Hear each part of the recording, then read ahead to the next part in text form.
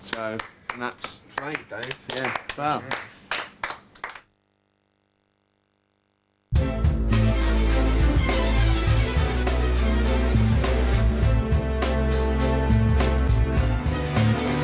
The news now on BBC1 Northern Ireland with Noel Thompson in Belfast and George Alagaya and Natasha Kaplinsky in London. It's 6 o'clock.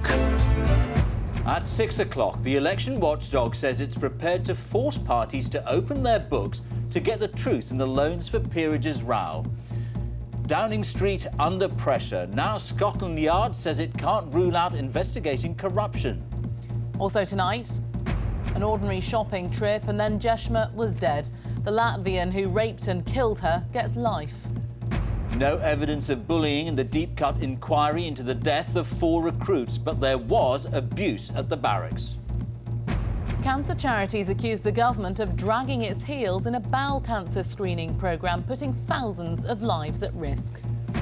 Unloved and unwanted. A special report from the Indian state with the highest rate of female abortions. A rise, Sir Thomas Woodward, otherwise known as Tom Jones, the Welsh music legend invested by the Queen after 4 decades at the top. I was a kid, I thought, oh, I'd love to get a hit record, you know. I'd love to be, but you never think about being a knight. The news in Northern Ireland. A flight bound for City of Derry Airport has landed by mistake at Ballykelly Army Base.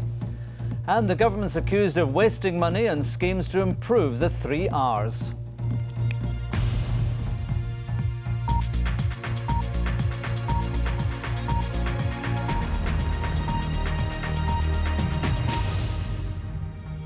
Hello, good evening. Welcome to the 6 o'clock news. First tonight, the election watchdog threatens to force politicians to reveal the truth about party loans. In a statement that will shock politicians from all sides, the official watchdog on elections has said it's not happy with the explanations it's been given in the loans for peerages row. That bleak assessment comes as Scotland Yard, which is carrying out its own investigation, has said it can't rule out widening its inquiry to include corruption. James Hardy reports from Westminster. Could the long arm of the law reach all the way from Scotland Yard here on the left, across Westminster to the front door of 10 Downing Street? Tony Blair's away touring New Zealand and Indonesia, but at home the cash for peerages inquiry is going full steam ahead, and he is at its centre. Now the investigation may widen to take into account the award of government contracts and business favours. When this inquiry started, it was all about allegations of the sale of seats here in the House of Lords. But that all could be about to change with this letter to MPs from the policeman in charge of the inquiry. In it, he says, whilst it may be too early for us to widen our investigation into the arena of corruption, I certainly have not ruled this out. That's music to the ears of the opposition MPs who complained to the police, only to be accused of political opportunism. This is an arm's-length inquiry, and the police are there to investigate, to root out any criminality. And clearly, they believe that by opening one door, they might need to open others. So I welcome that, and I hope that we'll have a full, frank and fairly urgent inquiry into the whole matter. The man in charge is one of Scotland Yard's most senior officers, Deputy Assistant Commissioner John Yates. He's headed a series of high-profile inquiries, among them the Geoffrey Archer perjury investigation, the unfounded allegations of theft against Princess Diana's former butler Paul Burrell, a false rape accusation against Neil and Christine Hamilton. Mr Yates also helped convict Charles Ingram, who cheated to win Who Wants to Be a Millionaire. He oversaw British police operating in Thailand after the tsunami, and he travelled to Brazil to meet the family of the man mistakenly shot at Stockwell tube station. But it's not just the police the political parties should be worried about. These people, the Electoral Commission, are flexing their muscles. They say they're not satisfied with assurances from the parties that the loans which funded election campaigns last year were made on fully commercial terms. We need to understand their thinking. We at the moment, they tell us something, we've no reason to disbelieve them, but we want to understand more because the public interest here is in transparency. We think they should be transparent about the loans. It's the only way to deal with the public concern. And we want to know more about why they're saying what they are saying now about the past loans. That's a warning the parties had better heed. If they don't cooperate, the Electoral Commission's made it clear it will use the law to force them to do so, and that would be gravely embarrassing. James Hardy, BBC News, Westminster.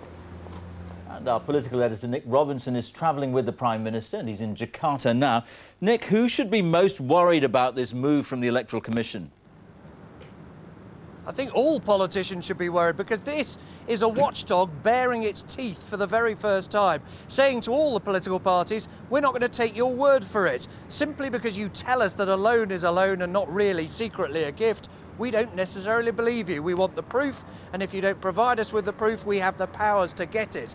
Now, Labour say tonight that they have no fear of transparency. They've already revealed who loaned them money, but they won't welcome more inspection of the possible link between the money and the peerages. The Tories, on the other hand, have not promised transparency. They said they gave promises to loan lenders that they wouldn't reveal their names. They've simply said they had legal advice, that they've not broken the law. I think the pressure will turn on them now to give more information out, at least to the watchdog, if not to the public, and that could reveal who knows what.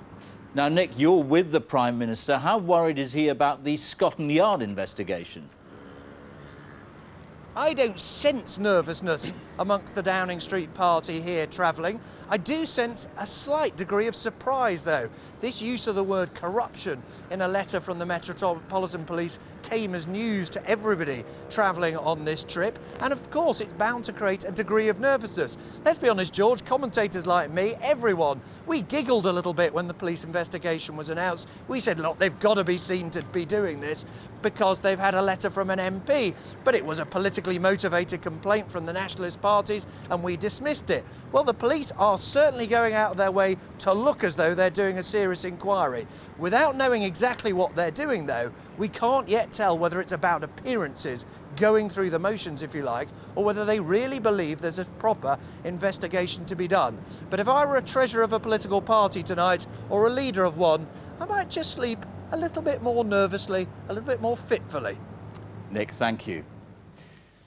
Just before we came on air, the long-running row over government plans for identity cards has ended, with the Lords accepting a compromise deal. Under the new plans, anyone applying for a passport before January 2010 can opt out of having an ID card.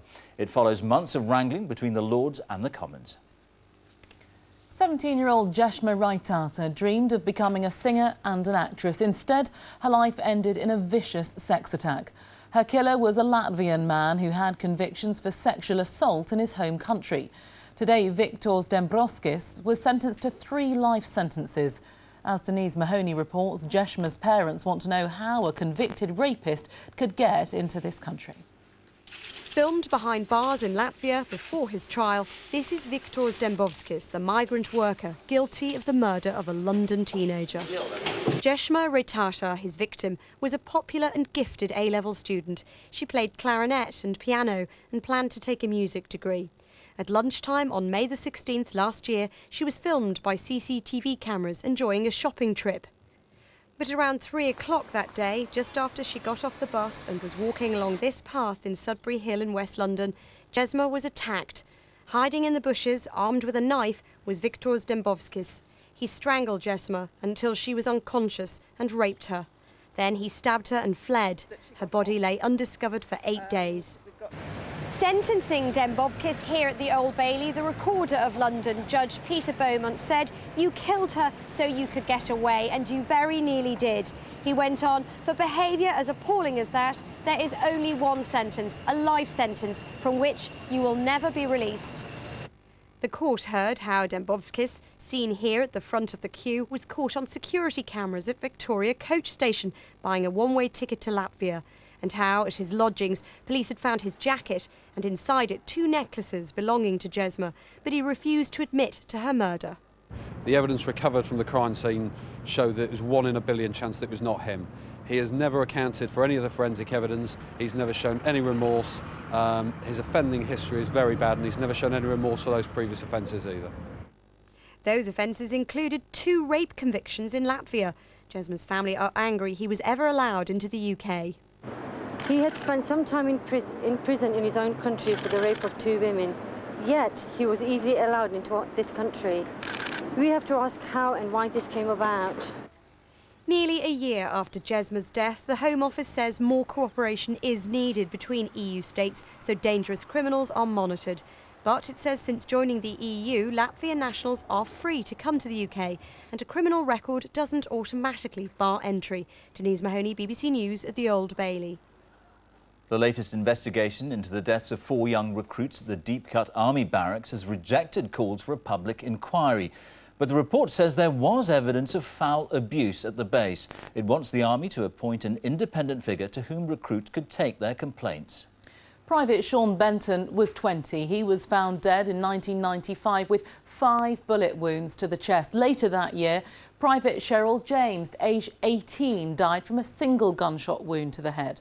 In 2001, 17-year-old Private Jeff Gray was found with 2 gunshot wounds to the head. And in 2002, Private James Collinson, who was also 17, died from a gunshot wound to his head. Here's our defence correspondent Paul Wood.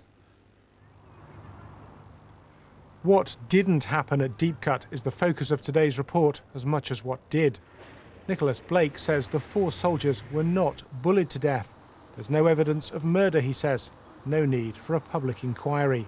Still, things were bad enough. The Blake inquiry lists clear evidence of foul abuse of trainees, slaps and punches, throwing a cup towards a terrified trainee, even riding a bicycle over trainees considered overweight. This didn't go far enough for the families, who were left deflated and disappointed. I'll never believe that James took his life. He was with me the day that he died. I dropped him off at the barracks in the afternoon, and within 7 hours he was dead with another man's gun across his chest. Nobody will ever tell me that my son was suicidal. A culture that pervaded the camp that allowed 4 young people to lose their lives. What we don't know, and what is the abiding question, is how did that happen? How did that culture propagate itself in the UK mainland in peacetime, where 4 people can meet such violent death? Army training has already improved as a result of the family's very public campaign, says the Blake report. Every forces bullying scandal, though, seems to have a familiar routine. Reviews are carried out, promises are made that it won't happen again. Will it be different this time?